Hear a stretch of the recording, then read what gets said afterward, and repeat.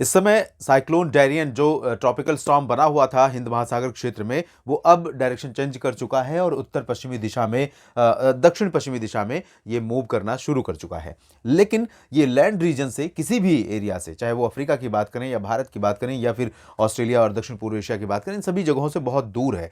लेकिन भारत के कॉन्टेक्स्ट में इसका जिक्र इसलिए ज़रूरी होता है क्योंकि जो यहाँ पर सिस्टम लो प्रेशर के रूप में south east bay of Bengal, south east Arabian sea में कोमोरिन रीजन एडजॉइनिंग प्लेसेस पर है, उसका जो कमज़ोर असर रहा या उसका बहुत ज़्यादा इम्पैक्ट भारत पर देखने को नहीं मिला। तो because of this cyclonic storm, tropical storm जो कि कैटेगरी 3 में था, अब ये कमज़ोर हुआ है और इसका जो प्रभाव है वो धीरे धीरे कम होता दिखाई दे रहा है जब ये आगे बढ़ेगा। उसके बाद अगर कोई सिस्टम यहाँ पर बंगाल की खाड़ी या अरब सागर में बनते हैं तो भारत पर उसका इम्पैक्ट ज़रूर पड़ेगा। अगले 3 दिनों के मौसम की हम बात करेंगे, 27, 28 और 29 दिसंबर की। लेकिन उससे पहले एक तस्वीर मैं आपको दिखाऊंगा इसमें कि किस तरह से उत्तर भारत के पहाड़ों पर 29 और 30 दिसंबर के बीच में, बेसिकली 28 की रात से ही मौसम काफ़ी एक्टिव फिर से हो जाएगा और यहाँ पर बर्फबारी की गतिविधियाँ शुरू हो जाएंगी। और जब ये बर्फबारी होगी तो न सिर्फ उत्तर भारत के पर्वतीय इलाकों पर होगी, बल्कि इससे सटे जो पाकिस्तान और अफगानिस्तान के रीजन्स हैं पर्वतीय, इन भागों में भी बारिश और बर्फबारी होने की संभावना है। ये पूरा का पूरा जो रंग देख रहे हैं ये बारिश का प्रोजेक्शन है, बारिश और बर्फबारी की संभावनाएं हैं। तो ऊंचे इलाके जो भी हैं इन तीनों देशों में, पाकिस्तान और अफगानिस्तान और भारत, इन जगहों पर ऊंचाई वाले क्षेत्रों में बर्फबारी होगी और निचले इलाकों में बारिश होगी। तो उसके बाद इसका इम्पैक्ट जो है वो नए साल के शुरुआत के समय जब हवाएं उत्तर से आएंगी, उत्तर और उत्तर पश्चिमी दिशा से, तो पूरा का पूरा जो स्ट्रेच है भारत का, उत्तर भारत के मैदानी इलाकों का, फिर इंडो गंगेटिक प्लेन्स का, साथ ही साथ सेंट्रल इंडिया में गुजरात, मध्य प्रदेश, महाराष्ट्र तक, इन सभी भागों में 31 दिसंबर और 1 जनवरी से जब हवाएं ठंडी चलनी शुरू होंगी तो बहुत तेज़ सर्दी पड़ने वाली है। यानी कि सर्दी अभी जो आपने देखी है वो कह सकते हैं इसका पीक नहीं है। इस साल 2022 और 23 की सर्दी का पीक नहीं है, पीक आना अभी बाकी है, यानी कि बहुत कड़ाके की सर्दी अभी पड़ने वाली है। तो और अब आइए जानते हैं कि किस तरह से बारिश अगले 3 दिनों में देखने को मिलेगी। पश्चिमी विक्षोभ जब आगे निकला है और इसके प्रभाव से इसके आगे निकलने से जब बारिश की गतिविधियां यहाँ पर बंद हुई हैं, कम हुई हैं पर्वतीय इलाकों पर, लेकिन इधर पूर्वोत्तर भारत में देखिए काफ़ी अच्छा परफॉर्मेंस वेस्टर्न डिस्टर्बेंस का अरुणाचल प्रदेश, असम और आसपास के कुछ इलाकों में देखने को मिल रहा है। यहाँ पर कई जगहों पर वर्षा और बर्फबारी अरुणाचल में देखने को मिल सकती है। असम और मेघालय तथा नागालैंड, मणिपुर, मिजोरम, त्रिपुरा में भी बारिश होने की संभावनाएं यहाँ पर नजर आ रही हैं। लेकिन उत्तर भारत के पर्वतीय क्षेत्रों में ऐसा नहीं है कि पूरी तरह से साफ और शुष्क मौसम रहेगा। आज भी कुछ बादल यहाँ पर बने हुए हैं। बादलों के चलते यहाँ पर हायर रीचेस पर हल्की हल्की बर्फ गिर सकती है और हल्की बूंदाबांदी कहीं कहीं पर लद्दाख में देखने को मिल सकती है। उत्तरी हिमाचल और उत्तराखंड के भी ऊंचाई वाले जो उत्तरी रीजन है, इन भागों में कहीं कहीं पर हल्की वर्षा या स्नोफॉल के चांसेस रहेंगे। बहुत देर तक नहीं रहेंगे, बहुत जल्दी यहाँ से क्लियर हो जाएगा वेदर, ये सिस्टम आगे निकलने के चलते। लेकिन इसके पीछे अगला सिस्टम आ रहा है जो 28 की रात से 29 दिसंबर को काफ़ी ज़्यादा इम्पैक्ट डालने वाला है। फिलहाल आज यानी 27 दिसंबर को पंजाब, हरियाणा और दिल्ली, राजस्थान, उत्तर प्रदेश, इन सभी भागों पर बढ़ती हुई उत्तर पश्चिमी ठंडी हवाओं के असर के चलते कोल्ड वेव का शिकंजा और अधिक कस जाएगा और शीतलहर के साथ साथ कोल्ड डे कंडीशन भी रहेगी। तो सुबह की सर्दी दिन में भी जारी रहेगी और ऐसे में लोगों को बहुत ज़्यादा एहतियात बरतने की ज़रूरत है और किसान भाइयों को, जो पशुपालक किसान भाई हैं, उनको मवेशियों का ध्यान रखना होगा, नहीं तो कई बार इस सर्दी का उन्हें खामियाजा उठाना पड़ सकता है।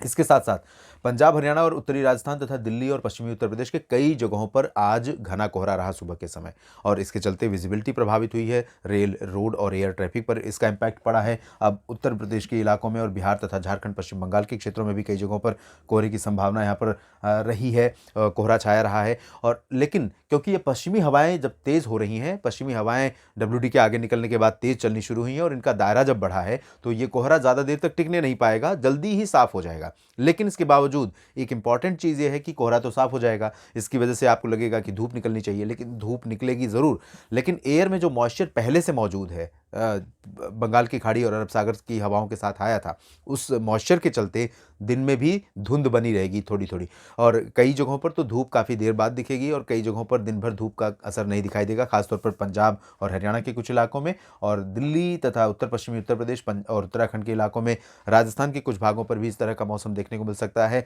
दिन में और बिहार, झारखंड, पश्चिम बंगाल में भी कुछ समय के लिए धुंध हवाओं में रहने की वजह से जो धूप का असर है वो कम रहेगा या थोड़े समय बाद यहाँ देखने को मिलेगा।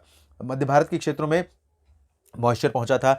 आज महाराष्ट्र में कुछ इलाकों में थोड़ा बहुत बूंदाबांदी होने की संभावना यहाँ पर रहेगी, क्योंकि बंगाल की खाड़ी से हवाएं आ रही है, उसके बाद आर्द्रता अरबियन सी से भी पहुंच रही, तो विदर्भ, मराठवाड़ा और मध्य महाराष्ट्र के कुछ इलाकों में थोड़ी बहुत बूंदाबांदी या हल्की वर्षा हो सकती है, लेकिन बहुत ज़्यादा प्रोबेबिलिटी नहीं है। यानी बारिश की संभाव्यता की बात अगर करें तो ये बहुत अधिक नहीं है, 50-60% के आसपास यहाँ पर प्रोबेबिलिटी है। छत्तीसगढ़, ओडिशा के कुछ इलाकों में, दक्षिणी छत्तीसगढ़ और ओडिशा के तटीय इलाकों तथा दक्षिणी ओडिशा के शहरों में, तटीय आंध्र प्रदेश और तेलंगाना के कुछ इलाकों में बूंदाबांदी हो सकती है, और कर्नाटक के दक्षिणी आंतरिक हिस्सों में तथा आंध्र प्रदेश के रायलसीमा में कुछ स्थानों पर लाइट रेन के चांसेस हैं, और हल्की बारिश हो सकती है तमिलनाडु और केरल में, कहीं कहीं पर मॉडरेट रेन के भी चांसेस यहाँ पर दिखाई दे रहे हैं। अब हम बात करते हैं 28 दिसंबर की। 28 दिसंबर को साउथ इंडिया में आप देखिए बारिश की इंटेंसिटी और स्प्रेड दोनों घट जाएगा, लेकिन जो कोमोरिन रीजन है और लक्षद्वीप का हिस्सा है, केरल और तमिलनाडु का तटीय इलाका है, आज और कल दोनों दिनों के लिए यहाँ पर फिशरमैन के लिए यानी मछुआरों के लिए किसी भी तरह की एक्टिविटी से दूर रहने की सलाह दी गई है, क्योंकि लो प्रेशर आगे बढ़ रहा है, तो हलचल अभी बनी हुई है। हालांकि 28 दिसंबर को यहाँ पर इसकी हलचल काफ़ी कम हो जाएगी, लेकिन फिर भी एहतियातन यहाँ से दूर रहने की सलाह दी गई है। लक्षद्वीप में कई जगहों पर बारिश होगी, केरल और तमिलनाडु में कई जगहों पर बारिश होगी, आंध्र प्रदेश की रायलसीमा और उत्तरी तटीय इलाकों में कुछ स्थानों पर हल्की वर्षा होने की संभावना है। ओडिशा के तटीय इलाकों पर भी कुछ बादल पहुंचेंगे और बारिश भी दे सकते हैं बादल। महाराष्ट्र में बारिश की गतिविधियां बंद हो जाएंगी, चंद्रपुर, नागपुर, गढ़चिरौली में थोड़े बहुत बादल बन सकते हैं और कहीं कहीं पर बूंदाबांदी हो सकती है, लेकिन बाकी जगहों पर सेंट्रल इंडिया में क्लियर और ड्राई वेदर रहेगा। मध्य प्रदेश, छत्तीसगढ़, उड़ीसा, इन सभी जगहों पर ठंडी हवाओं का असर रहेगा। गुजरात पर हवाओं का रुख थोड़ा सा बदल रहा है 28 दिसंबर को, तो जो यहाँ पर कोल्ड वेव चल रही थी उससे लोगों को राहत मिल सकती है। बिहार, झारखंड, पश्चिम बंगाल में ठंडी हवाओं का असर लगातार बरकरार रहेगा। पूर्वोत्तर भारत के राज्यों में बारिश की गतिविधियां कम हो जाएंगी। सिक्किम और उप हिमालय पश्चिम बंगाल पर थोड़े बादल रहेंगे, लेकिन बारिश के चांसेस नहीं है। उत्तराखंड के उत्तरी हिस्सों में और हिमाचल प्रदेश के कुछ भागों में तथा गिलगित बाल्तिस्तान, लद्दाख के बीच में कुछ जगहों पर बादलों का प्रभाव रहेगा, और कहीं कहीं पर हायर रीचेस पर थोड़े स्नोफॉल के चांसेस यहाँ पर बन सकते हैं। बाकी पंजाब, हरियाणा, दिल्ली और उत्तर प्रदेश में सभी जगहों पर कोल्ड वेव और कोल्ड डे कंडीशन का इम्पैक्ट लगातार बरकरार रहेगा। और अब बात कर लेते हैं हम 29 दिसंबर की। 29 दिसंबर को देखिए ये सिस्टम पहुंच जाएगा वेस्टर्न डिस्टर्बेंस उत्तर भारत के पहाड़ी इलाकों के करीब, और इस दौरान उत्तरी पाकिस्तान, उत्तरी अफगानिस्तान और साथ ही साथ वेस्टर्न हिमालयन रीजन पर सभी जगहों पर बारिश और बर्फबारी होने की संभावना रहेगी। पहाड़ी इलाकों पर बर्फबारी, मैदानी इलाकों पर इन दोनों देशों में बारिश। उत्तर भारत के मैदानी इलाकों की अगर बात करें तो पंजाब के उत्तरी शहरों, उत्तरी हरियाणा और उत्तर पश्चिमी उत्तर प्रदेश के कुछ हिस्सों में थोड़ी बहुत वर्षा हो सकती है।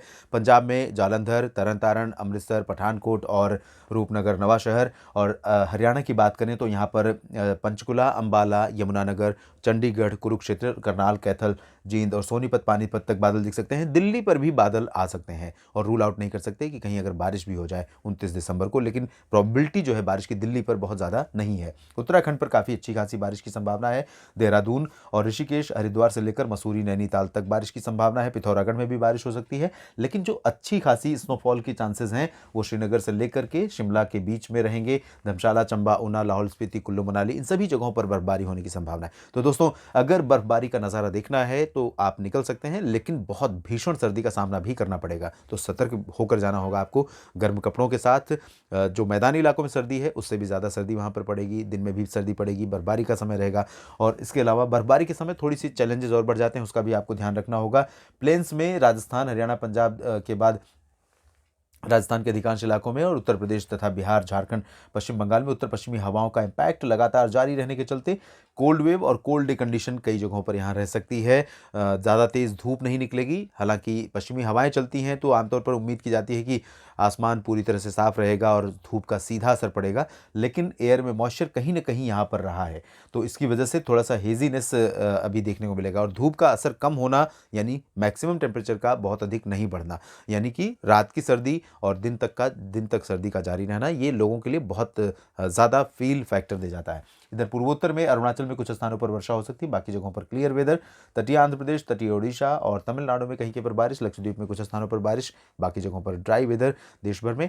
और आने वाले समय में और अधिक सर्दी पड़ेगी, जैसा कि मैंने शुरू में ही बताया था। तैयार रहिए और अपडेट पाने के लिए लगातार मौसम तक के साथ जुड़े रहिएगा, मैं अपडेट करता रहूँगा। आपने बेल आइकन पर भी अगर क्लिक नहीं किया है तो क्लिक कर लीजिएगा, ताकि नोटिफिकेशन आपको हर वीडियो का मिलता रहे। और अगर सब्सक्राइब नहीं किया है तो ज़रूर कर लीजिए, और लाइक और शेयर करना ना भूलें। धन्यवाद।